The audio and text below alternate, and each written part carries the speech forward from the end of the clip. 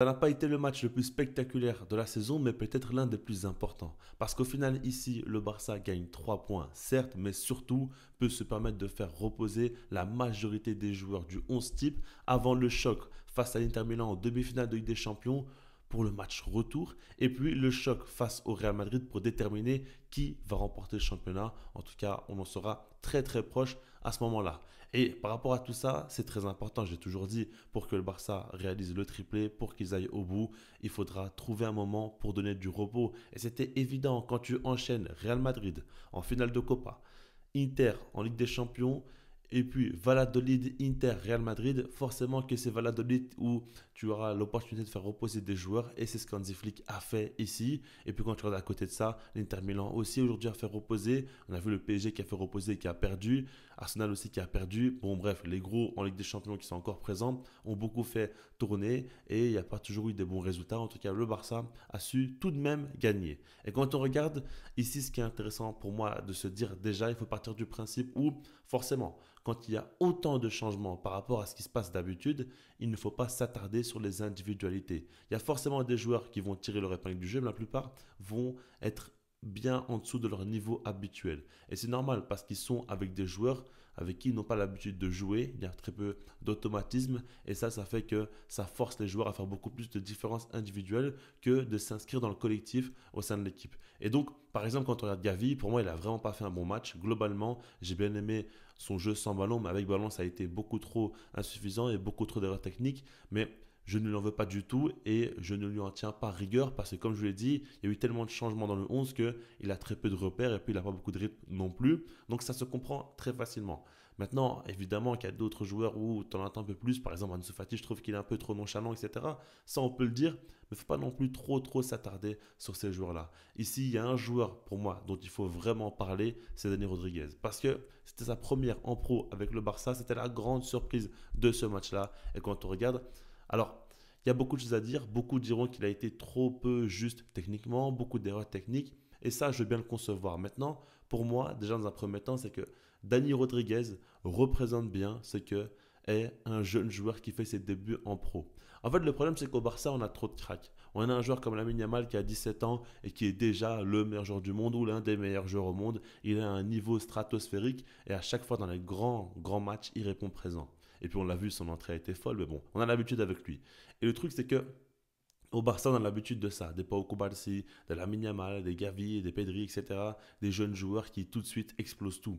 Et ce n'est pas le cas pour tout le monde. Dani Rodriguez, on voit très bien qu'il a du talent. On le voit ballopper dans ses conduites de balle, qu'il s'en sort très bien, il peut faire des différences, et puis il a beaucoup de personnalité, il va beaucoup tenter de faire des différences continuellement. Maintenant, le truc, c'est qu'il a beaucoup de déchets parce que forcément, il a la pression de jouer son premier match en pro, et puis c'est un joueur qui veut trop bien faire peut-être, et donc par rapport à ça, peut-être qu'en voulant trop se montrer, eh ben, il va un peu se précipiter et avoir des pertes de balles.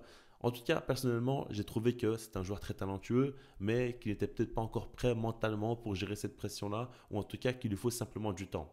Je ne veux pas du tout qu'on tombe sur ce joueur-là, parce que j'ai vu beaucoup de gens le critiquer, mais personnellement, je trouve que vraiment il a fait de bonnes choses et qu'il mérite d'être encouragé par rapport à ça. Et puis on verra avec le temps, tranquillement, comment ça va évoluer. Peut-être qu'il aura besoin de faire un prêt pour avoir du temps de jeu, ou bien continuer avec le Barça Athletic, même si je pense que à son âge, il peut commencer déjà à aspirer un peu plus haut. On verra comment ça va se passer. En tout cas, j'ai pas de doute, c'est un joueur très talentueux qui pourrait faire de belles choses. Peut-être pas s'imposer au Barça, évidemment, parce qu'il y a une concurrence quand même qui est très élevée. Mais en tout cas, je vois du talent en lui. Et puis, par rapport au reste, en soi, au niveau du match, oui, on a vu Ter Stegen, encore une fois, faire une grosse erreur et on en a marre. Franchement, j'en ai marre de voir cette image-là où Ter Stegen, après avoir encaissé un but, il est là, les bras ballants comme ça.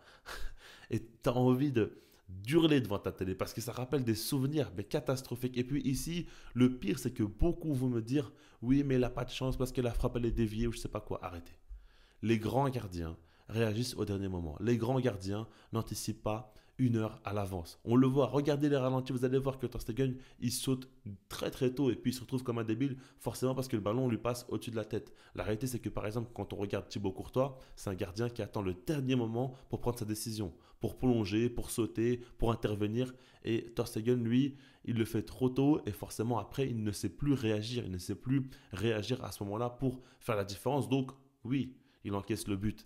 Et c'est une frappe qui arrive très très lentement, contrée, ok, ça peut le surprendre, mais il aurait dû faire la différence à ce moment-là, mais il ne le fait pas. Et donc voilà, David ouvre le score et après le Barça va aller de mieux en mieux, petit à petit, surtout avec les changements, surtout avec l'entrée de Lamine Yamal. Mais ici, pour moi, c'est pas trop intéressant d'analyser le match parce qu'on a vu que c'était vraiment l'attaque-défense avec le Barça qui a tout fait pour marquer face à un bloc bas. J'aimerais parler quand même d'un joueur, et c'est Fermin Lopez. J'aimerais qu'on s'attarde sur lui un petit peu, vu que le match n'était pas forcément très intéressant, il n'y a pas grand-chose à dire, autant parler de Fermin Lopez.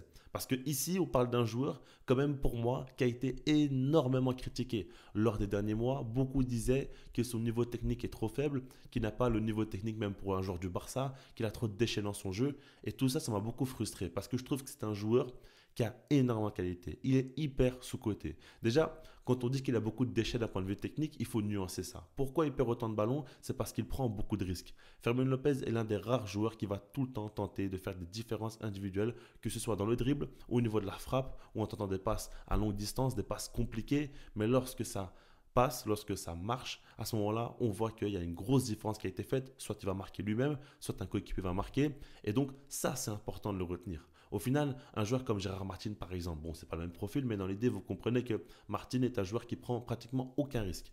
Il perd pratiquement aucun ballon. Ok, mais au final, qu'est-ce qu'il apporte réellement? Aujourd'hui, il fait une passe décisive, ok, mais globalement, la plupart du temps, il n'apporte pratiquement rien. Et ça, il faut le prendre en compte. Il ne faut pas non plus simplement observer les pertes de balles ou quoi. Il faut simplement comprendre ce qu'elles peuvent apporter en cas de réussite. Et puis, quand on regarde Fermin Lopez, c'est un joueur qui a tout un profil pur Barça, mais avec une subtilité en plus. Quand on regarde, il sait jouer dos au but, il sait recevoir le ballon, se retourner sur sa première touche de balle, combiner dans les petits espaces, demander constamment le ballon. Ok, tout ça, il sait le faire. Mais en plus de ça, il a un jeu très direct, très porté vers l'avant, très porté vers l'attaque et il a ce sens du but.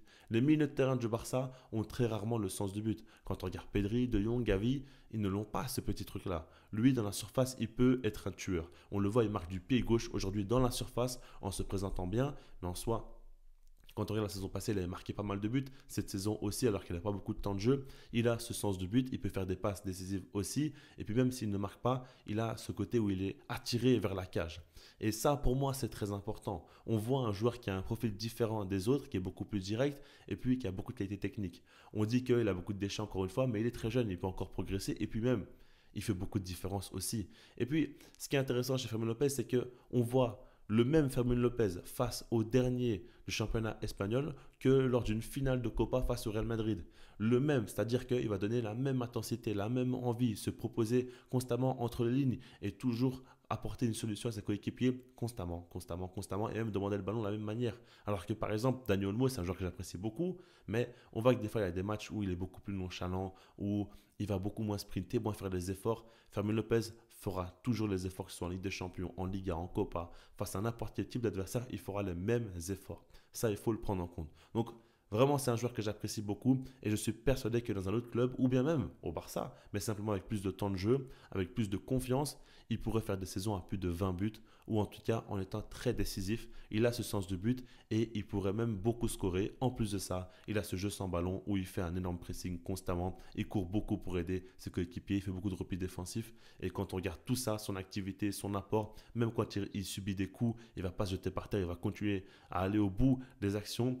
Tout ça, ça me fait très très plaisir. Vraiment, Fermin Lopez, c'est un joueur qu'il faut mentionner parce que grosse qualité technique, gros potentiel, joueur qui peut être très décisif. Attention, si le Barça le vend, je l'imagine bien faire de très belles choses ailleurs. Il ne faut pas non plus le perdre. J'aimerais vraiment que le club le conserve malgré qu'il y ait des offres assez mirobolantes qui puissent arriver potentiellement pour ce joueur-là. Maintenant, dans ce match-là, il y a quand même quelques petits points noirs, c'est au niveau des blessés. On a vu, je ne l'ai pas mentionné, mais Dani Rodriguez s'est blessé.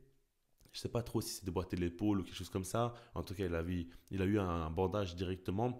On verra comment ça va évoluer. Ça fait mal pour lui, honnêtement, parce qu'il avait du déchet, mais il faisait de bonnes choses aussi. Et puis quand on regarde, il a joué simplement une demi-heure. C'était son opportunité, son moment, et il n'a pas pu la saisir pleinement. Ça, vraiment, c'est des choses personnellement qui me blessent fortement parce qu'on se met à la place du joueur, on se dit que c'est sa première en pro avec le Barça, avec des circonstances avantageuses où il peut enfin avoir du temps de jeu, montrer ce qu'il vaut réellement, et puis il se blesse aussi rapidement.